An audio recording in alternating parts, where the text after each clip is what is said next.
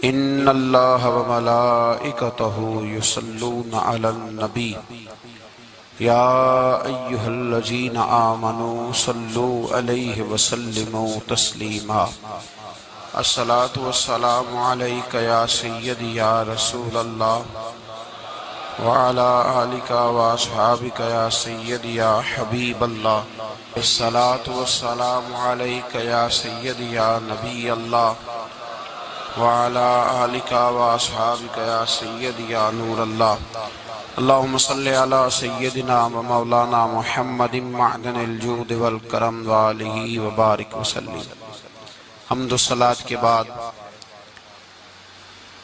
عالم اسلام کی تاریخ کا بہت بڑا دن 17 رمضان مبارک، جس دن اسلام کا سب سے پہلا معرکہ کفر کے ساتھ پیش آیا اور اس کو معرکہ بدر اور غزوہ بدر کہا جاتا ہے۔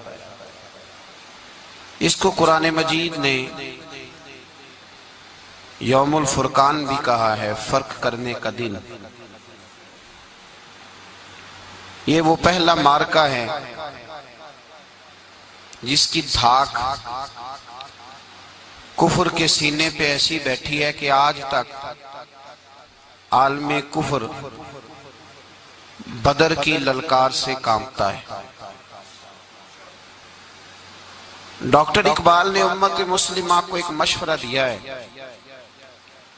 اس نے کہا ہے کہ شرط یہ ہے کہ فضائے بدر پیدا کر،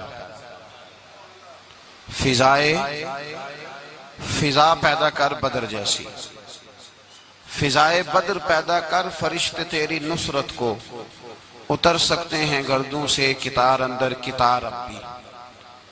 اور اسی مضمون کو دوسرے رنگ میں اقبال کہنے لگے، تو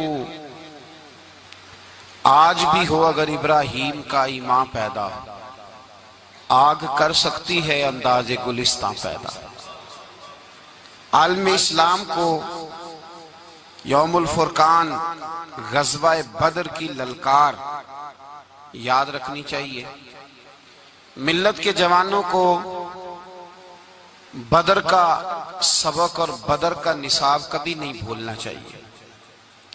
ہمیں آج جو درس دیا جاتا ہے وہ درس فلسفہ ہے۔ جو پیغام کفر کے مقابلے میں ہمیں بتلایا جاتا ہے وہ پیغام ہے مصلحت کوشی کا، وقت گزاری کا۔ ابھی دیکھو غزوہ بدر کا پس منظر مسلمانوں کو یہ سبق دیتا ہے کہ جب فضا پیدا ہو جائے تو اللہ مدد کر دیا کرتا ہے۔ جب فضا پیدا ہو جائے تو پھر اللہ مدد فرماتا ہے۔ جب فضا پیدا ہو، جب مدد کی فضائی پیدا نہ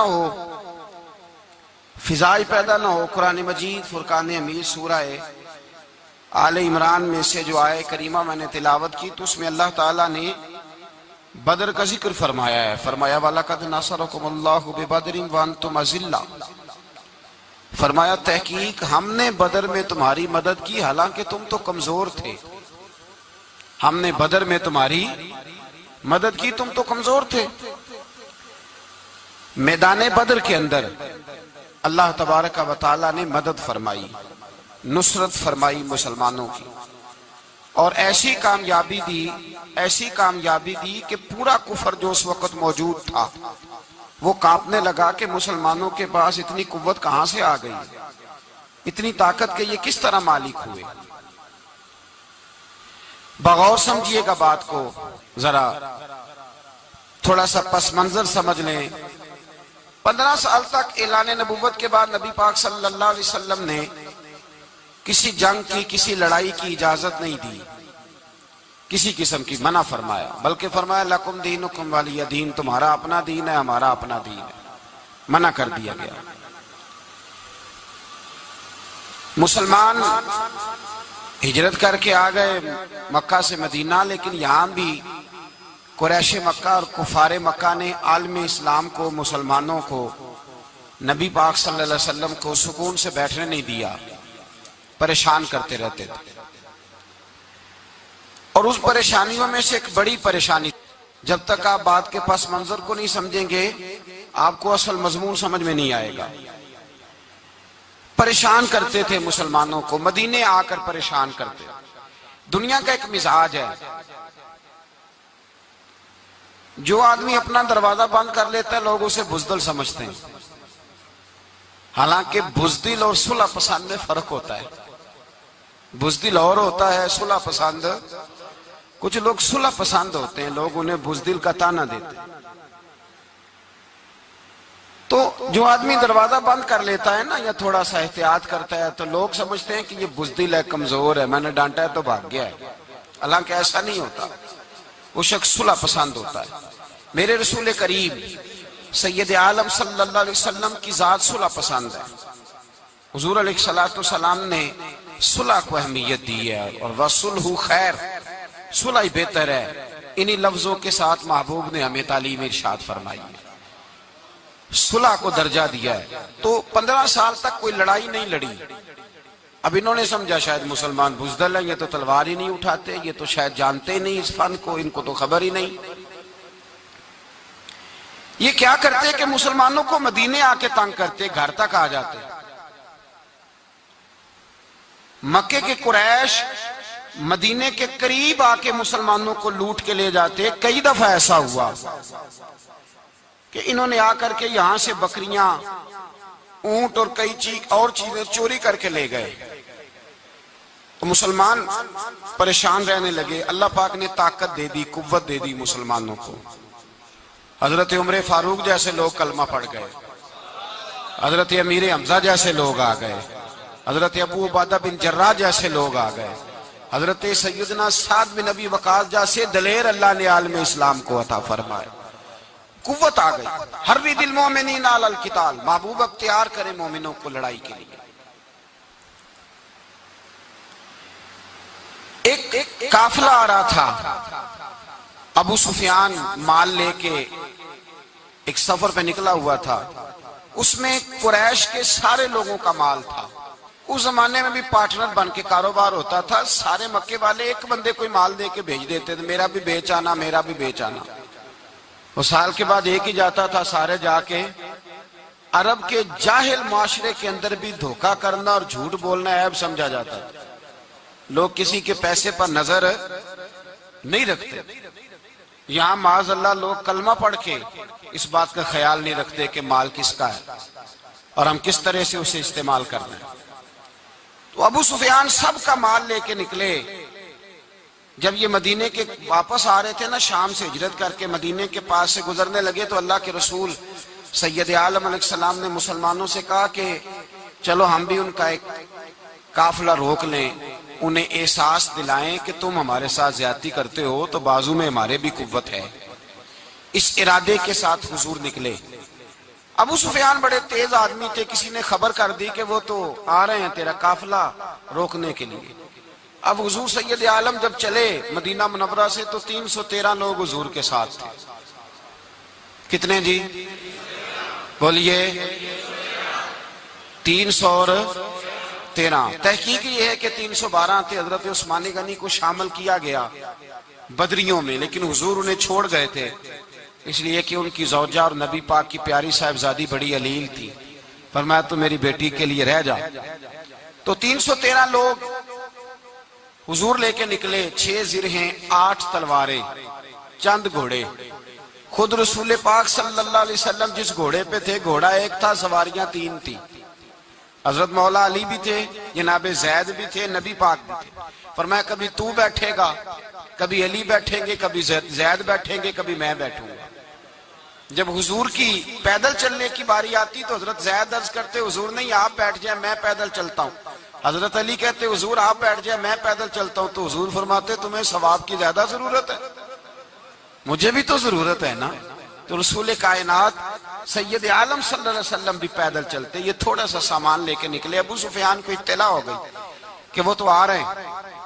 ابو سفیان نے ایک آدمی کو دوڑایا۔ اس زمانے میں جب کوئی بری خبر دینی ہوتی تھی تو وہ آدمی اپنے کان میں سوراخ کرتا تھا، لہو نکال لیتا تھا۔ وہ جس آدمی کو بھیجا اس نے اپنے کانوں سے لہو نکالا، اپنے اونٹ کے کان کاٹ ڈالے، چیخے مارنے لگا، مکے والوں دوڑو، مسلمانوں نے تمہارا قافلہ لوٹ لیا ہے، بھاگو۔ اب وہ تو پہلے دلیر تھے کہ یہ ہم سے چھپتے پھرتے ہیں شاید معاذ اللہ۔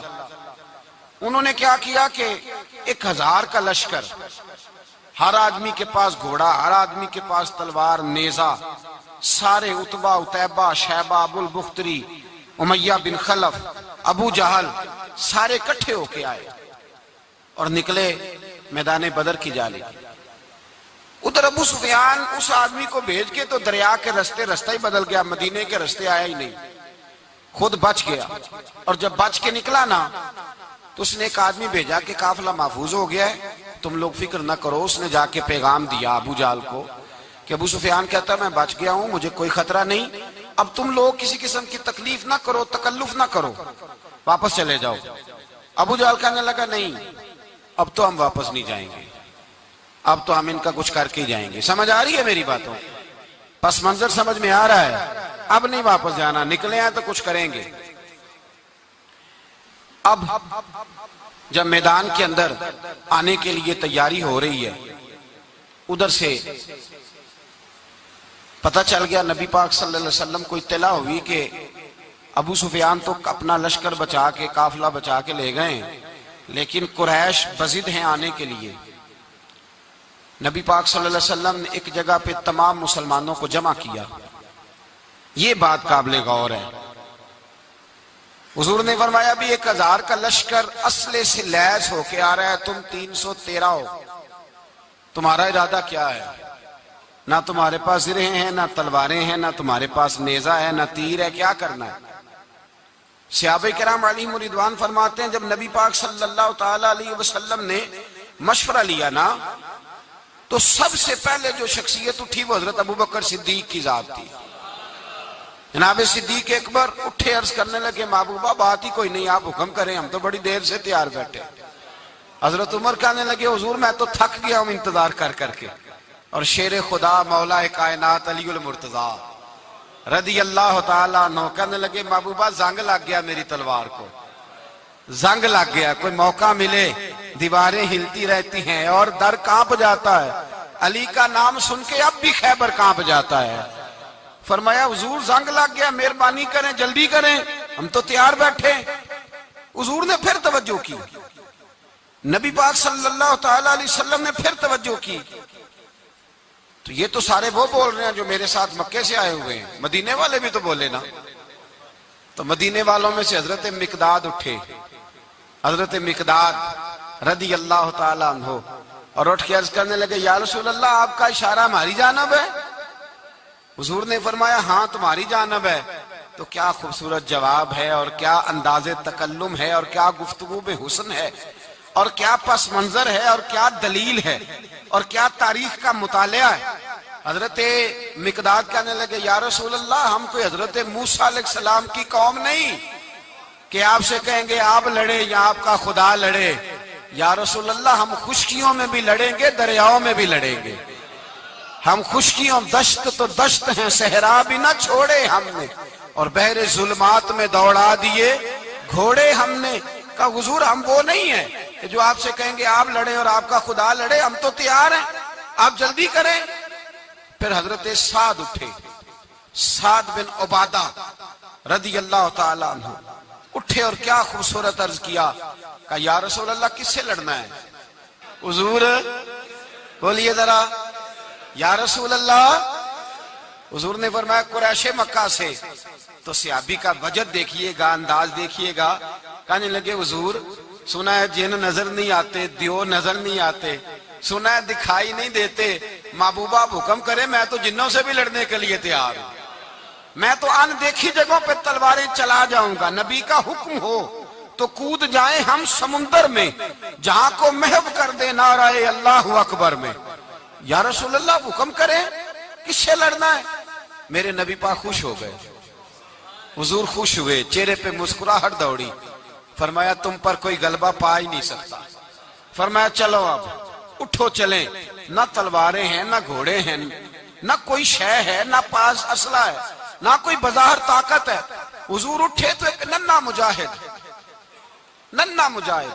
حضرت سعد بن ابی وقاص کے چھوٹے بھائی عمیر بن ابی وقاص قد چھوٹا، حضور نے فرمایا سعد چلے عمیر رہ جائے، سعد چلے اور عمیر یہ چھوٹے ہیں۔ حضرت سعد کہتے ہیں میری عمر ابھی اس وقت تھوڑی تھی، میں 16-17 سال کا جوان تھا، تو بھائی اس سے بھی چھوٹے تھے، فرمایا تو رہ جا۔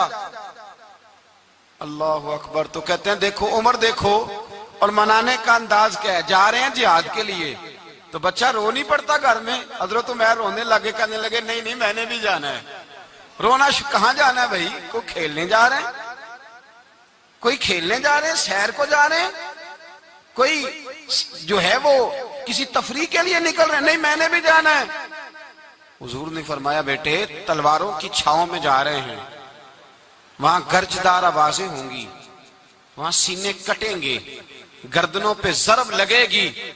تو حضرت عمیر بن ابی وقاص نے نا اپنی ایڑیاں اٹھا لی، پنجوں کے بل کھڑے ہو گئے، کہنے لگے سونیا میں گردن کٹانے کو تیار ہوں۔ تو حضور نے فرمایا تیرا بڑا بھائی چلا جو ہے۔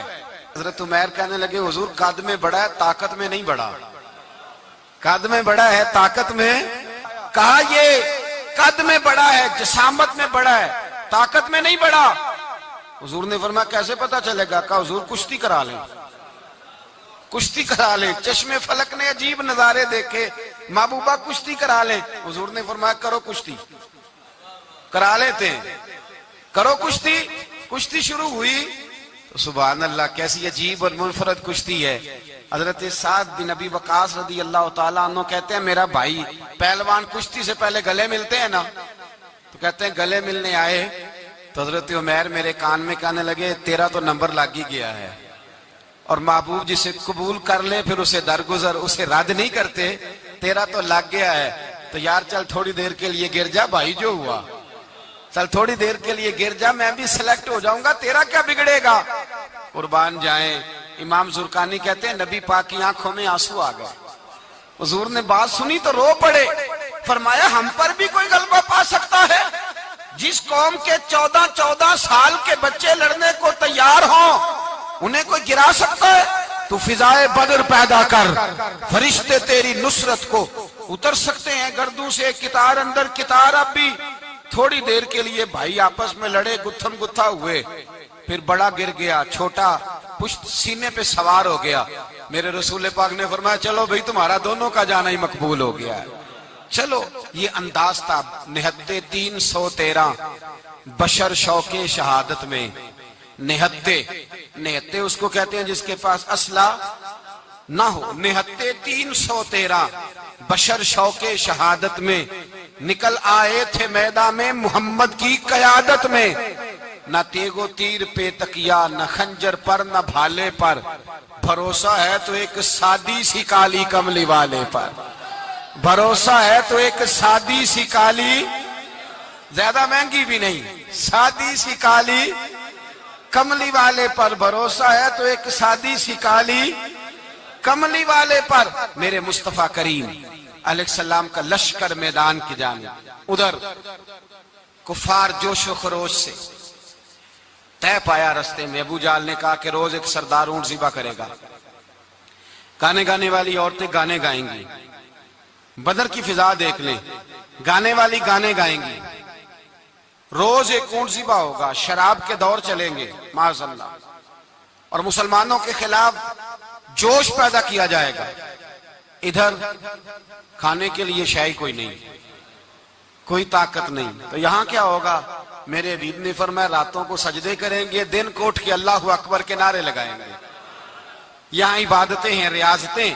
میرے رسول کریم سید عالم صلی اللہ تعالی علیہ وآلہ وسلم سے پہلے کفار پہنچ گئے، انہوں نے پہنچ کر بدر کے میدان میں قبضہ کیا، جہاں کنویں تھے سب پہ قبضہ کر لیا، جو زمین خشک تھی ریتلی تھی وہ چھوڑ دی، اور جو زمین ہموار تھی اس پہ قبضہ کر لیا۔ جب نبی پاک صلی اللہ علیہ وسلم تشریف لے کر کے گئے تو ریتلی زمین تپتی ہوئے صحرا، 17 رمضان کا دن، صحابہ نے روزے رکھے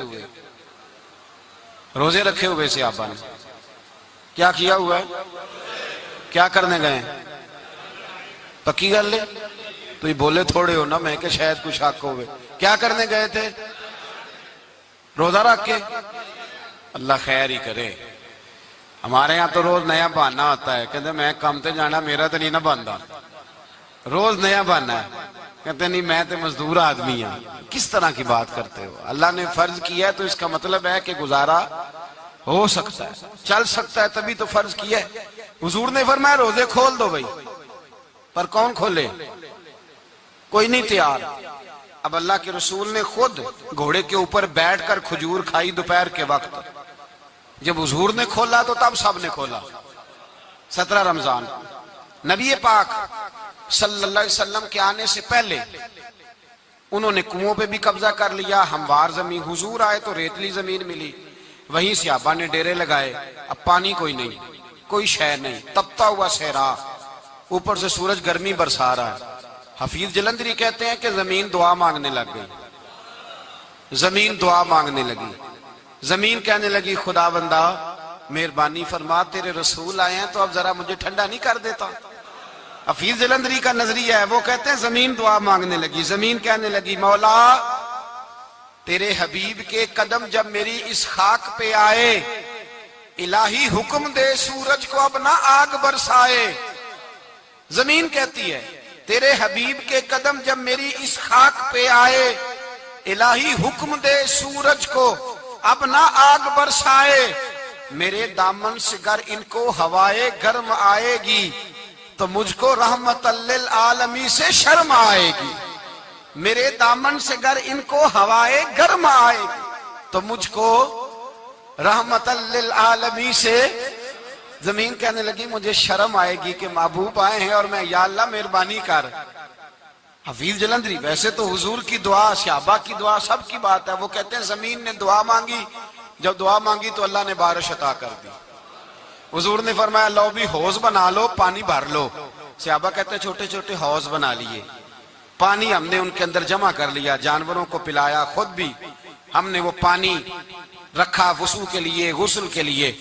فرماتے ہیں اب ریتلی زمین تھی تو سمجھ لیں بارش پڑنے سے پکی ہو گئی, ان کی جانب کیچڑ ہو گیا, پانی ختم ہو گیا, کافروں کی طرف ختم ہو گیا. یہاں حالات اس طرح کے ہیں کہ یہاں پانی جمع ہے, وہاں ختم ہوا. اور تاریخ کا عجیب حوالہ دیکھیں, حضور کو شہید کرنے آئے 2 کافر رات کو چپکے سے اس حوض سے پانی پی رہے تھے جو مسلمانوں کا حوض ہے. ایک صحابی کہنے لگے حضور کافر پانی پی رہے, ہمارے حوض سے ماروں؟ حضور نے فرمایا نہیں, کافر ہوئے تو کیا ہوا, مخلوق تو ہے نا اللہ کی, پینے دو, پینے دو. ہمارے دروازہ رحمت سے کوئی خالی جا سکتا؟ ایسا کی تیری خیر تیرے میں کدے کی خیر, ایسی پلا کہ جس کا نشہ عمر بھر رہے, اور پلا کے گرانا تو سب کو آتا ہے, مزہ تو تب ہے کہ گرتوں کو تھام لے ساکی. کہا نہیں, پینے دو انہیں. میرے رسول کریم سید عالم صلی اللہ علیہ وسلم نے میدان بدر میں پڑاؤ کیا. کافر ساری رات دندناتے رہے, شور کرتے رہے. جاسوسی کا ایک معیار ہوتا تھا, اب تو فوجوں کی وردی ہوتی ہے, پہچانے جاتے ہیں فوجی کس ملک کے ہیں, کس علاقے کے ہیں, کس جگہ سے ان کا تعلق ہے. اس زمانے میں کوئی وردی نہیں ہوتی تھی, ہر قبیلے کا آدمی ہوتا تھا تو لوگ گھس جاتے تھے, جاسوسی آسان ہوتی. آئے رات کا وقت ہے تو کچھ جاسوس بھیجے ابو جہل نے, کہا پتہ کر کے آؤ بندے کتنے, اسلحہ کتنا ہے, جوان کتنے, بوڑھے کتنے, ان کا انداز کیا ہے, سارا معلومات کر کے آؤ. کفر کی جو معلومات ہیں اس پر ذرا غور کریں. اب وہ شخص آیا, جا کے ابو جہل سے کہنے لگا 313 ہیں, 6 زرہیں اور 8 تلواریں, کوئی کھانے پینے کا سامان نہیں, اور کچھ بچے بھی ہیں, کچھ بوڑھے بھی ہیں, عمیر بن ابی وقاص بھی ہیں, ابو عبیدہ بن جراح جیسے بوڑھے بھی ہیں, کچھ لمبا چوڑا انتظام کوئی نہیں. ابو جہل بڑا کھل کھلا کے ہنسا, جاسوس واپس آئے نا تو کھل کھلا کے ہنسا, کہنے لگا اس طرح کرو کہ جنگ کرنے کی ضرورت نہیں, انہیں نا صبح سب کو گھوڑوں کی پشتوں پہ باندھ کے نا تو لے چلتے ہیں مکے, وہاں جا کے دیکھیں گے ان کا کیا کرنا ہے. ان کو باندھ لو گھوڑوں کی اونٹوں کی پشتوں پر, تو وہاں جا کے دیکھیں گے. جب یہ بات کی تو جاسوس کہنے لگا ٹھہر جا, پوری بات تو سن لے, میری پوری سن تو لے, تبصرہ تو نے شروع کر دی ہے. اس نے کہا چل سنا پوری. اس نے کہا ہے 313, پر سارے سر پہ کفن باندھ کے آئے ہوئے ہیں, 313 پر بچے سے لے کر بوڑھے تک. میں جس کو پاس بھی گیا ہوں وہ مصلی پہ بیٹھا ہے اور شہادت کی دعا مانگ رہا ہے. مسلب شہادت ہے مطلوب مقصود مومن، نہ مال غنیمت نہ کشور کشائی، ہیں تھوڑے پر آئے مرنے ہیں، جان دینے آئے ہیں، واپس جانے کا ارادہ کوئی نہیں کسی کا بھی، آئے سارے حضور کے نام پر قربان ہونے۔ ابو جہل ساری رات شراب پیتا رہا، مغویہ گانے گانے والی عورتیں ساری رات گانے گاتی رہیں، اور ادھر انداز بڑا نرالا ہے۔ حضرت ابوبکر صدیق رضی اللہ تعالیٰ عنہ فرماتے ہیں کہ صحابہ نے مشورہ کیا کہ نبی پاک صلی اللہ تعالیٰ علیہ وسلم کی طرف سب سے پہلے توجہ کریں گے کافر، حضور کے لیے کسی محفوظ جگہ کا بندوبست کیا جائے، ایک چھپر، ایک عریش، ایک جھونپڑی پہاڑ کے اوپر بنا دی گئی حضور کے لیے۔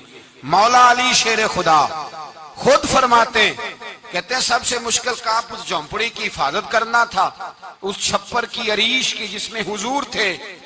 جب نبی پاک نے فرمایا نا میرا پہرا کون دے گا، تو کہتے ہیں ابوبکر صدیق تلوار لے کے کھڑے ہو گئے، کہنے لگے سونیا ضرورت ہی کوئی نہیں، میں جو حاضر ہوں۔ تو حضرت علی فرمایا کرتے تھے بتاؤ جو فرعون کے سامنے کھڑے ہوئے وہ زیادہ دلیر تھے یا ابو جہل کے سامنے جو کھڑے ہوئے دلیر ہیں؟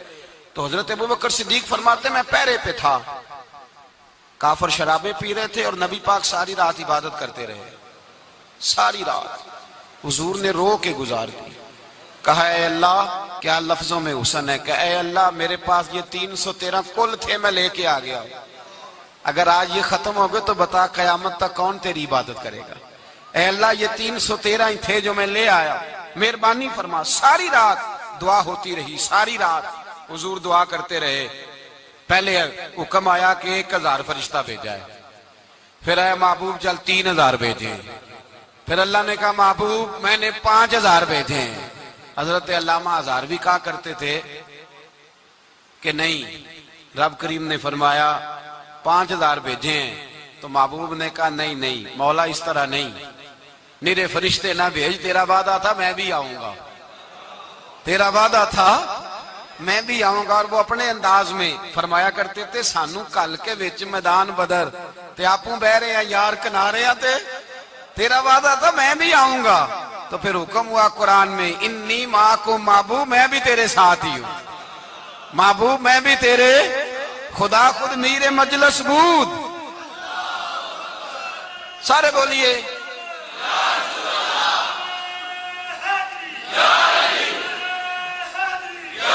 بھئی آج تو دن ہے نا نعرے لگانے کا، یوم البدر منا رہے ہیں، تو آج تو ٹھنڈا ٹھنڈا نعرہ نہ لگائیں، میں نے اپیل کی تھی کہ نعرہ تحقیق بھی لگایا کریں۔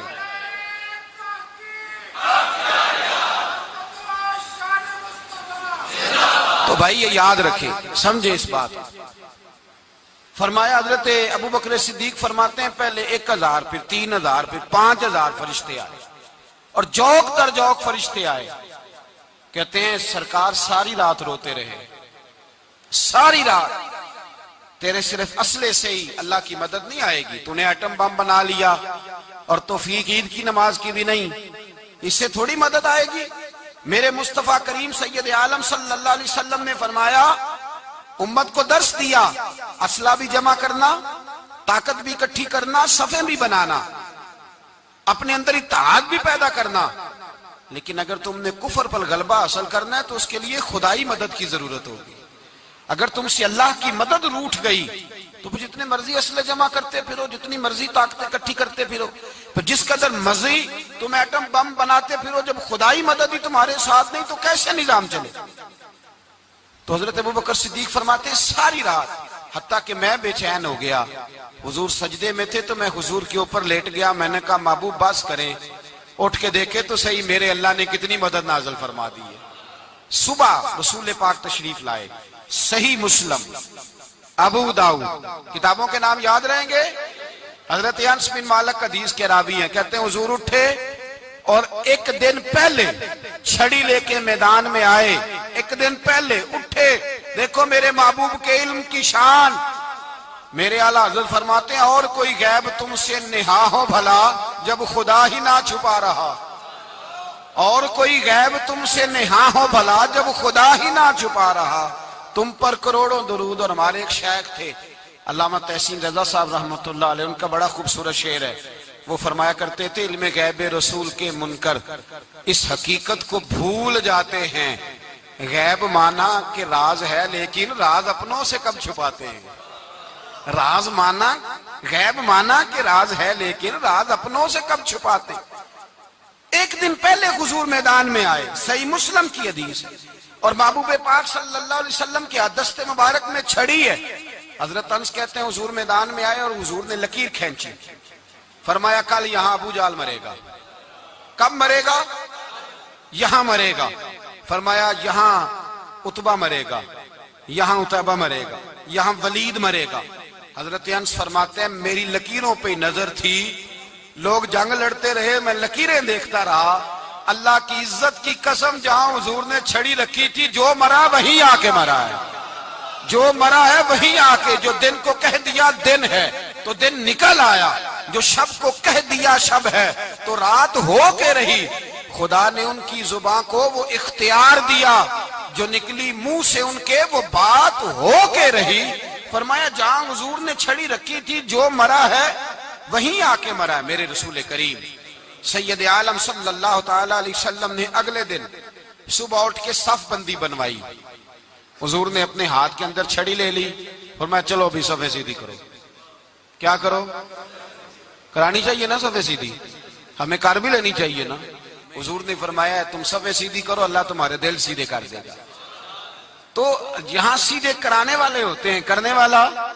اور میرے نبی پاک صلی اللہ علیہ وسلم نے فرمایا جب تم نماز کے لیے صفیں سیدھی کرتے ہو تو رب تو تمہیں دیکھ کے مسکراتا ہے, جو اس کی شان کے لائق ہے.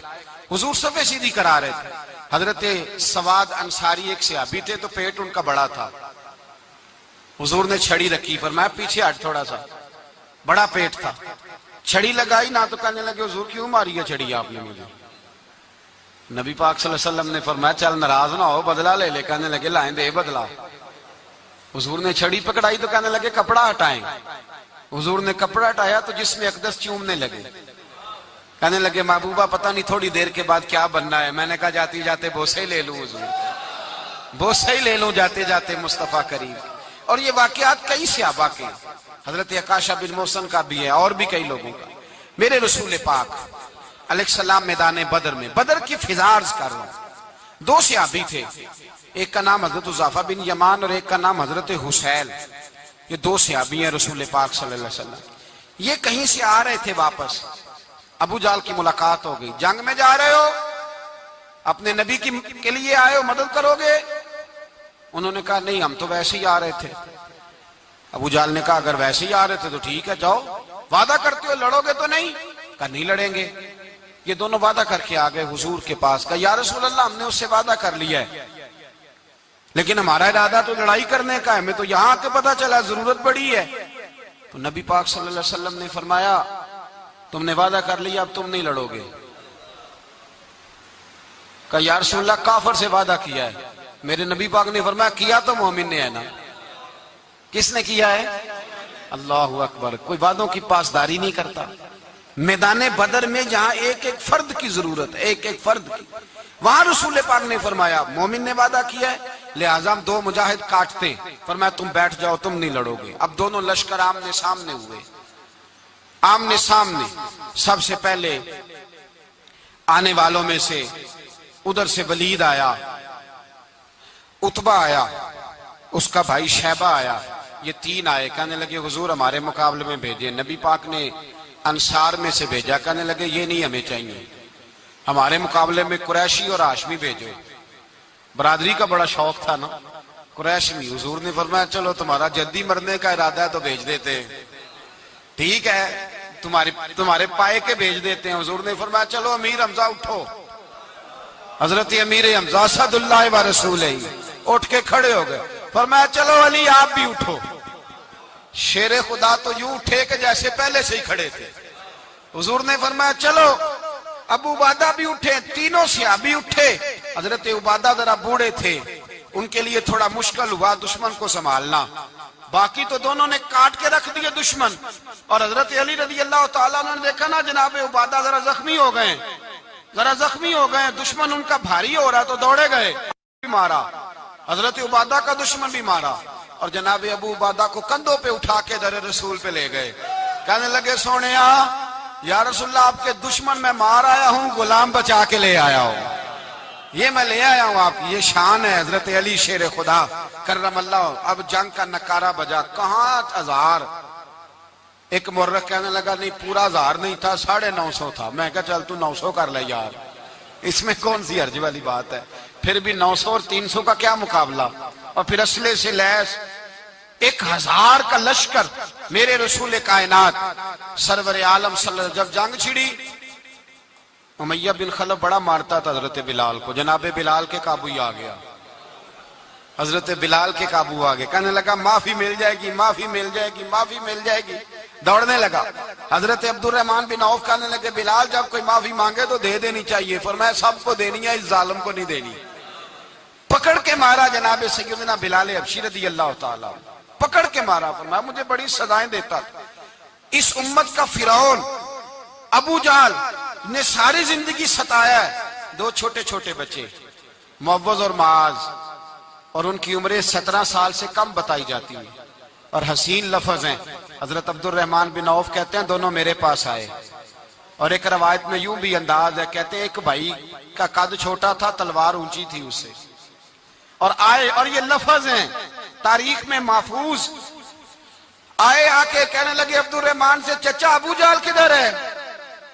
تو میں نے کہا تم نے کیا کرنا ہے؟ ان کا جواب پتہ کیا ہے؟ یہ نہیں کہا کہ دین کا دشمن ہے، یہ نہیں کہا بڑا ظالم ہے اس لیے مارنا ہے، کہا تم کیا کرو گے؟ تو جواب وہ شاہ نامہ اسلام نے اپنے لفظوں میں بیان کیا، کہنے لگے مریں گے۔ زیادہ یہی ہے نا کہ ہم کمزور ہے، پوچھنے کا سٹائل یہ تھا کہ تم بچے ہو، تم نے کیا کرنا ہے؟ تو پتہ ان کا جواب کیا ہے؟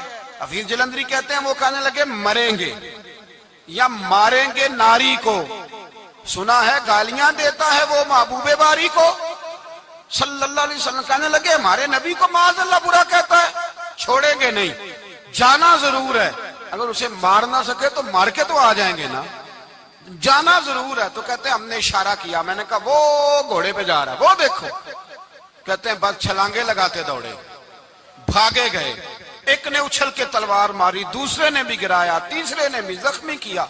ابو جہل نے تلوار ماری تو ایک بھائی کا بازو کٹ گیا، بازو کٹ گیا تو ہلکا سا گوشت لٹک رہا تھا، اس نے پیر رکھ کے گوشت بھی جدا کر دیا اور کاٹا ابو جہل کو۔ جب نیچے گرا تو اب عبداللہ ابن مسعود آئے، دیکھا کچھ جان باقی ہے، رسی جل گئی، بال نہیں گئے۔ حضرت عبداللہ ابن مسعود جب گلا کاٹنے لگے تو کہنے لگا ذرا نا گردن نیچے سے رکھ کے کاٹنا، گردن ذرا نیچے رکھ کے کاٹنا۔ فرمایا کیوں؟ کہنے لگا ذرا سردار ہوں، گردنوں میں پڑی گردن میری اونچی نظر آنی چاہیے، رسی جل گئی پر بال، کہنے لگا ایسا نہ ہو غلاموں میں پڑی ہو تو چودھری کی گردن لہذا ہی نہ نظر آئے، ذرا نیچے سے رکھ کے کاٹنا۔ حضرت عبداللہ ابن مسعود رضی اللہ تعالیٰ انہوں نے گردن کو کاٹ ڈالا۔ میرے بھائی اب جنگ ختم ہونے لگی آہستہ آہستہ، دونوں بچے اپنی تلواریں لے کے در رسول پہ آئے، ایک کہنے لگا میں نے مارا ہے، دوسرا کہنے لگا حضور میں نے مارا ہے۔ حضور نے فرمایا تلواریں دکھاؤ، خون کس کو لگا ہے؟ جب خون دیکھا تو دونوں کو ایک جتنا لگا تھا۔ میرے حبیب مسکرائے، فرمایا تم دونوں نے مارا ہے، تم دونوں نے مارا ہے۔ میرے رسول پاک سید عالم صلی اللہ تعالی علیہ وسلم نے دیکھا امیہ بھی مر گیا، ابو البختری، عتبہ، عتیبہ، شیبہ، امیہ بن خلف، بڑے بڑے دشمن مر گئے، 70 کے قریب قتل ہوئے، 70 کے قریب گرفتار ہوئے، باقی بھاگ گئے، 14 صحابہ صرف شہید ہوئے۔ ان کے جو مر گئے نبی پاک نے کنویں کے اندر پھینک دیے، اور کنویں کے سرانے کھڑے ہو کے ذمہ داری سے، سیاستہ کی روایت عرض کر رہا ہوں ذمہ داری سے، حضور نے بدر کے کنویں پہ کھڑے ہو کے فرمایا او کافرو، او فلاں بن فلاں، او فلانے کے بیٹے فلانے، تم نے دیکھ لیا میرے رب کے وعدے کتنے سچے ہیں؟ حضرت عمر کہنے لگے حضور مردوں سے آپ باتیں کر رہے ہیں؟ تو نبی پاک نے فرمایا عمر جتنا تم سن رہے ہو اتنا یہ بھی سن رہے ہیں، اگر کافر سن سکتے ہیں تو داتا علی اجمیری نہیں سن سکتے، اگر کافر سن سکتے ہیں تو معین الدین اجمیری نہیں سن سکتے؟ کہاں بیٹھ کے تو عقیدہ پڑھتا رہا ہے؟ اگر مشرکوں بے ایمانوں کا آواز آتی ہے تو کیا حضرت ابو ہریرہ اپنی قبر میں نہیں سنتے؟ غوث اعظم جیلانی نہیں سنتے؟ میرے اعلیٰ حضرت کا عقیدہ ہے، وہ فرماتے ہیں واللہ وہ سن لیں گے اور فریاد کو پہنچیں گے ہم۔ اتنا تو ہو کوئی فریاد کرے دل سے، اتنا تو ہو کوئی فریاد کرے دل سے، اور اگر کافر اور بے ایمان کنویں میں گرا سن سکتا ہے تو کیا آمنہ کا لال اپنے مزار میں نہیں سن سکتے؟ کہاں سے لوگ عقیدہ لے آتے ہیں؟ میرے نبی پاک نے فرمایا سنتے ہیں۔ سلام دیتے ہو جب قبرستان جاتے ہو؟ کیا کہتے ہو؟ تو سلام کس کو کہا جاتا ہے؟ اس کو کہا جاتا ہے جو وعلیکم السلام کہے، اس کو کہا جاتا ہے جو وعلیکم السلام کہے۔ او بھائی سنو، میرے رسول پاک سید عالم صلی اللہ تعالی علیہ وآلہ وسلم نے کہا دیکھا تم نے میرے رب کا وعدہ کتنا سچا ہے؟ یہ کہہ کے میرے رسول پاک آئے، ایک آدمی کو پہلے بھیجا، فرمایا جاؤ جا کے خوشخبری دے دو، اللہ نے فتح دے دی ہے، خوشخبری دو۔ پھر حضور آئے، ان گرفتار ہونے والوں میں حضور کے اپنے داماد ابو العاص بھی ہیں، حضور کے چچا جناب عباس بھی ہیں، وہ بھی ہیں، اور بھی کئی لوگ ہیں گرفتار ہونے والے آئے۔ حضرت انس کہتے ہیں آدھی رات کا وقت تھا، جب ان کو لایا گیا نا گرفتار کرنے والوں کو مدینے، تو صحابہ کو غصہ ہی بڑا تھا، کس کس کے رسیاں باندھ دی۔ حضرت بلال کی ڈیوٹی تو ذرا زور زور سے باندھتے تھے، زور زور سے، ذرا تگڑی کر کے، بڑا ستایا تم لوگوں نے، زور زور سے۔ کہتے ہیں آدھی رات کا وقت ہوا، میں مسجد میں آیا تو حضور کو بے چینی سے ٹہلتے دیکھا مسجد میں، تو میں نے کہا حضور کیا ہوا؟ یہ سونے کا وقت تھا آپ کے آرام کا، تھکے ہارے آئے تھے، تو حضور نے فرمایا تم نے رسیاں زور سے باندھ دی ہیں، وہ ہائے ہائے کرتے ہیں، مجھے نیند نہیں آتی۔ نیند حضور وہ دشمن ہے، وہ آپ کا دشمن ہے۔ فرمایا وہ میرے دشمن ہے پر میں تو رحمت للعالمین ہوں، ذرا ڈھیلی کر دو، سو جائیں تو میں بھی سو جاؤں۔ سویرے حضور نے صحابہ کو بلایا، فرمایا ان کا کرنا کیا ہے؟ حضرت عمر کا مشورہ سنو۔ حضرت عمر کہنے لگے حضور جو میرے رشتہ دار ہیں میرے حوالے کرے، پہلے میں ان کی گردنیں کاٹوں، جو ابو بکر کے ہیں اس کو ان کی گردنیں کاٹے، جو عثمان کے ہیں علی کے ہیں ان کو دو، سب کو کاٹیں، اپنے اپنے رشتہ داروں کو۔ میرا جو ہے میں اپنے ہاتھوں سے اسے ذبح کروں گا، میرے نبی کی دشمنی کرتا ہے۔ حضور نے فرمایا عمر تیرا فیصلہ ذرا تگڑا ہے، تھوڑا نرم چاہیے۔ حضرت ابو بکر صدیق کو بلایا، فرمایا تیرا کیا ارادہ ہے؟ حضرت ابو بکر کہنے لگے حضور کچھ فدیہ لے لیں، ان پہ رحم کریں، مجھے لگتا ہے بہت سارے کلمے پڑ جائیں گے، کچھ مہربانی کریں، ان پہ شفقت کریں۔ حضور نے فدیہ تعین کر دیا، فرمایا اتنے اتنے پیسے دو، جاتے جاؤ۔ کچھ نے کہا ہم غریب ہیں، فرمایا تم مسلمانوں کے 10 بچوں کو حساب کتاب سکھا دو، تمہیں چھٹی۔ کچھ نے کہا جی ہمیں یہ بھی نہیں آتا، فرمایا تم ویسے ہی آزاد ہو جاؤ۔ بہت ساروں پہ مہربانی کی۔ حضرت عباس کھڑے ہوئے حضور کے سامنے، چچا، تو نبی پاک نے فرمایا چاچا وہ لاؤ فدیہ۔ کہنے لگے بھتیجے میرے پاس تو کچھ بھی نہیں، کوئی شے نہیں۔ تو حضور نے فرمایا چاچا وہ جس دن تم آ رہے تھے کمرے کا دروازہ اندر سے بند کر کے اتنی بڑی سونے کی اینٹ میری چاچی کو دی تھی، کہا اگر میں بچ کے آ گیا تو ٹھیک ہے، نہ آیا تو تمہارے لیے کافی ہوگی، وہ کدھر ہے؟ خیال آیا، حضرت عباس کانپنے لگے۔ یہ سن کر حضرت عباس پر راشا ہوا طاری کہ پیغمبر تو رکھتا ہے دلوں کی بھی خبرداری۔ خیال آیا مسلمان نیک و بد پہچان جاتے ہیں اور محمد آدمی کے دل کی باتیں جان جاتے ہیں۔ کہنے لگے وہ کدھر ہے؟ تو جناب عباس کہنے لگے محبوبہ وہ تو فدیہ تو میں دوں گا ہی اب، لیکن میں مان گیا ہوں آپ اللہ کے سچے رسول ہیں، اس لیے کہ میرے اور میرے بیوی کے علاوہ کسی کو اس بات کی خبر نہ تھی۔ اسی جنگ میں حضرت ختیجہ کا وہ ہار آیا جس کا تذکرہ میں پچھلے دنوں کر چکا، اللہ تعالیٰ نے فتح دی۔ کسی جگہ بھی کوئی تکبر کا لفظ میرے نبی پاک نے بیان نہیں فرمایا، کسی جگہ حضور نے یہ نہیں کہا کہ ہم بڑی دانائی سے لڑے، ہم بڑے دلیر تھے، ہماری صف بندی بڑی سیانی تھی، یہی فرمایا وَلَقَدْ نَصَرَكُمُ اللَّهُ بِبَدْرٍ، اللہ نے ہماری مدد کی، اللہ نے ہماری۔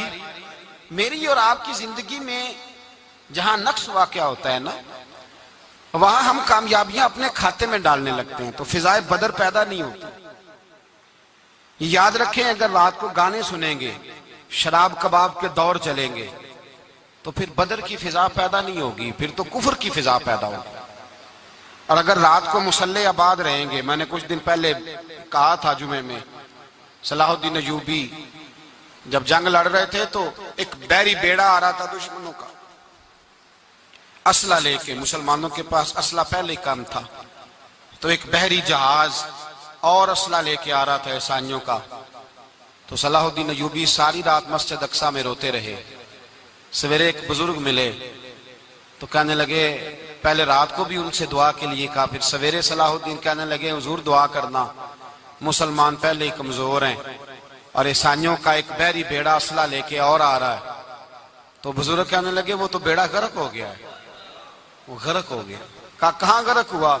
تو کہنے لگے تو ساری رات روتا رہا ہے تو تیرے آنسوؤں میں ہی غرق ہو گیا ہے، تیرے آنسوؤں میں غرق ہو گیا، وہ اب نہیں آئے۔ کچھ دیر کے بعد خبر مل گئی واقعی ڈوب گیا ہے پانی میں۔ بھائی جب تو اللہ کو منا لیتا ہے، جب رب کی مدد تیرے آتا ہے، یاد رکھنا زندگی میں کہیں بھی آپ لڑ رہے ہیں، کسی محاذ پر بھی اگر حق آپ کے ساتھ ہے تو پھر اللہ کی مدد آپ کے ساتھ، اور اگر حق آپ کے ساتھ نہیں تو پھر جتنے مرضی ہیلے بہانے کر لیں، وکیل مہنگا کر لیں، جج خرید لیں، پھر آپ دنیا کی ساری سیاست لڑا رہے ہیں، جب حق آپ کے ساتھ نہیں تو پھر رب کی مدد آپ کے ساتھ۔ آج شام کے اندر روز قتل ہوتا ہے، برما کے مسلمانوں پر زمین تنگ ہے، کشمیر میں اتنا خون بہہ چکا ہے کہ اب شاید کشمیر کی وادی خون پیتی بھی نہیں، اتنا خون بہہ گیا ہے۔ فلسطین قبلہ اول مسلمانوں کا مسجد اقصی یہودی کے قبضے میں ہے، مسلمان اپنی اپنی اپنی اپنی، اور ظلم کی بات یہ ہے، ظلم کی بات کہ ہم توحید کا اعلان کرنے والے، توحید کے ٹھیکیدار بننے والے، سلوٹ کرنے پہ آتے ہیں تو عیسائیوں کو بلا کے کرتے ہیں، یہودیوں کو بلا کے کرتے ہیں۔ میرے بھائی مسلمان کے پاس اسلحہ بھی ہے، پیسہ بھی ہے، دولت بھی ہے، ہر قسم کا ذخیرہ ہے، ضرورت یہ ہے کہ اسے خدا کی مدد نصیب ہو جائے۔ اللہ کی مدد جب تھی تو اسلحے کی ضرورت نہ تھی، جب تک خدا کی فضائے بدر پیدا کریں، فضائے بدر پیدا کریں۔ اگر حق آپ کے ساتھ ہے، اندر خلوص ہے، اور آپ لڑ اللہ کے دین کے لیے رہے ہیں، ذاتی اگر نام و نمود ہے، خواہشات ہیں، ذاتی آپ کے مفادات ہیں، تو پھر بڑی جلدی یہ سفر ناکامیوں کا سفر ہو جاتا ہے۔ فضائے بدر پیدا کریں، رضائے الہی کے لیے میدان میں نکلنے کا جذبہ اپنے دل میں پیدا کریں۔ بدر کے 14 صحابہ جو شہید ہوئے، وہ 14 صحابہ کو ہم سلام عقیدت پیش کرتے ہیں۔ ان 14 کے لوگوں کو شاید نام بھی نہ آتے ہوں، لیکن اسلامی تاریخ میں انہوں نے ایسا حسن بھرا ہے، ایسا حسن بھرا ہے کہ کافر آج بھی بدر کے نام سے کامتا ہے۔ نام نہ بنائیں دین کے معاملے میں، کام کریں، جو کام کرتا ہے اللہ اس کا نام بنا دیتا ہے۔ کام کریں، اور کبھی بھی دین کی نصرت کے لیے جب نکلیں اپنے آپ کو آگے نہ کریں، دین کو آگے رکھیں۔ بدر والوں نے دین آگے رکھا تھا، اللہ نے انہیں کامیابی دی۔ جب سے نام آگے رکھنے، آج پوری امت مسلمہ میں صرف صدارت کا چکر ہے، کون ملک آگے لگے گا، کون آگے بڑھے گا۔ فضائے بدر پیدا ہو جائے گی تو دین آگے رہ جائے گا، شخصیات پیچھے ہو جائیں گی۔ اور یاد رکھیں نظریات بچیں تو شخصیات بھی بچی جاتی ہیں، نظریہ بچانا بڑا ضروری ہے۔ میرے اعلیٰ حضرت فرماتے ہیں بے نشانوں کا نشان مٹتا نہیں، مٹتے مٹتے بھی نام ہو ہی جائے گا۔ تو فضائے بدر پیدا کر، فرشتے تیری نصرت کو اتر سکتے ہیں گردوں سے، کتار اندر کتار اب بھی، اور آج بھی ہو اگر ابراہیم کا ایمان پیدا تو آگ کر سکتی ہے انداز گل